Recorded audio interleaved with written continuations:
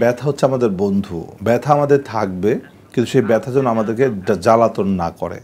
ব্যথা জ্বালাতন কখন করে? যখন আমাদের কোনো প্রবলেম হওয়ার সম্ভাবনা থাকে। যেমন গার্জিয়ান সবারই থাকে, কিন্তু গার্জিয়ান কখন জ্বালাতন করে? যখন আমরা কোনো দুষ্টামি করি। ঠিক তাই আমাদের শরীরে যদি কোনো রকম কোনো প্রবলেম ফেস করতে চেষ্টা করে, তাহলে প্রথম যে টের পায় সে হচ্ছে আমাদের ব্যথা। সো আমরা যদি সেইভাবে সতর্ক থাকি, তাহলে কিন্তু ব্যথা আমাদের ডিস্টার্ব করবে না। ব্যথা দুইভাবে আমাদেরকে হিট করতে থাকে, একটা হচ্ছে মেকানিক্যাল, একটা প্যাথোলজিক্যাল। প্যাথোলজি হলো ব্যথা হবে, মেকানিক্যাল প্রবলেম হলো ব্যথা হবে। কিন্তু যে রোগে ব্যথা নেয় সে কিন্তু আজরাইল। সো পেইনলেস যে কোনো ডিজিজ সে কিন্তু মৃত্যুর পরনা নিয়ে আসছে। সো পেইন আসা হচ্ছে আশীর্বাদ, কিন্তু পেইন সেন্সেশন আসে বিধায় আমরা মানুষ। পেইন যতক্ষণ থাকবে শরীরে ততক্ষণ আমরা মানুষ বলতে পারবো। যখনই পেইনটা চলে যাবে চিরতরে, মানে ডেড বডি, যার কোনো পেইন নাই। সো পেইন কিন্তু আশীর্বাদ। সো পেইন যেন চলে না যায় সেই দিকে আমাদের সতর্ক থাকার জন্য আমাদের ফিটনেসটা রাখা খুব জরুরি। কারণ আমরা শরীরে ফিটনেস থাকে, তাহলে আমাদের যে মেকানিক্যাল যত পেইন আছে এই সমস্ত পেইন আমাদের ডিস্টার্ব করবে না। কারণ ফিটনেস থাকলে আমাদের ব্যাক পেইন হবে না, কোমরে ডিসপ্রলাপস হবে না, ডিসপ্রলাপস না হলে ব্যথা হবে না, হাঁটু ইঞ্জুরি হবে না, হাঁটুতে ব্যথা হবে না, ঘাড় ইঞ্জুরি হবে না, ঘাড়ে ব্যথা হবে না। সো মেকানিক্যাল যত সমস্যা আছে মানুষের শরীরে সবই আসছে কিন্তু ফিটনেস ফল করার কারণে। আর প্যাথোলজি তো আসতেই পারে, বলা হয় প্যাথোলজি সৃষ্টিকর্তার আশীর্বাদ।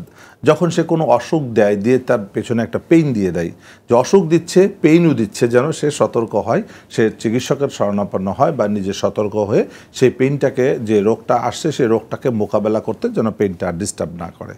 সো আসলে পেইন যতক্ষণ না থাকবে, পেইন থাকাটাই স্বাভাবিক, কিন্তু পেইন যেন ডিস্টার্ব না করে এই জন্যই সবসময় সতর্ক থাকতে হবে।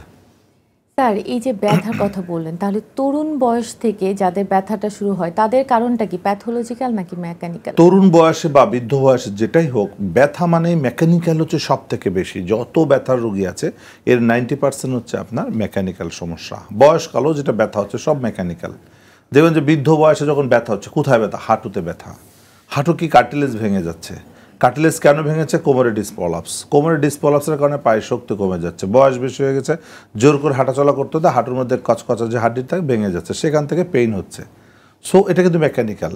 মাসেল দুর্বল, হাঁটাচলা করতে পারে না, আছার খেয়ে পড়ে যাচ্ছে, এটাও কিন্তু মেকানিক্যাল। অনেকে বলে যে হাঁটছিলাম হঠাৎ করে পড়ে গেলাম। পড়ে গেল কে?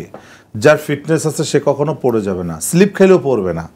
আর যার ফিটনেস নাই সে কিন্তু পড়ে যাবে। দেখবেন যে রিক্সা অ্যাক্সিডেন্ট হচ্ছে, ইয়াং জেনারেশন যার ফিটনেস আছে, রিক্সা উল্টে গেছে তার কিন্তু কিছু হয়নি, কিন্তু সাথে যে বৃদ্ধ মহিলা বা পুরুষ ছিল সে কিন্তু পড়ে যায়, হাত পা ভেঙে ফেললো। কেন? তার ফিটনেস না থাকার কারণে।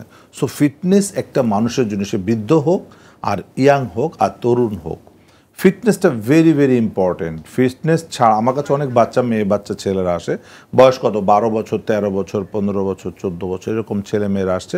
পড়াশোনা করতে গেলে ঘাড় ব্যথা হচ্ছে, কোমর ব্যথা হচ্ছে, বসে থাকতে পারে না, আধা ঘন্টা বসে থাকলে ব্যথা হচ্ছে, পরীক্ষার সময় ব্যথা আরও বেড়ে যাচ্ছে। কেন? কোনো অসুখ খুঁজে পাচ্ছে না। অনেক আছে ইন্ডিয়া পর্যন্ত গিয়েছে, অসুখ খুঁজে পাচ্ছে না।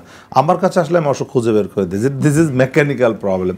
ওদের ফিটনেস কম, যে কারণে বসে পড়তে গেলে মাসেল দুর্বল হয়ে যায়, পেইন তাদেরকে বসতে দেয় না, তখন চলাফেরা করে, পড়াশোনা ডিস্টার্ব হয়, পরীক্ষার সময় তাদের এই ব্যথাটা বেড়ে যায়।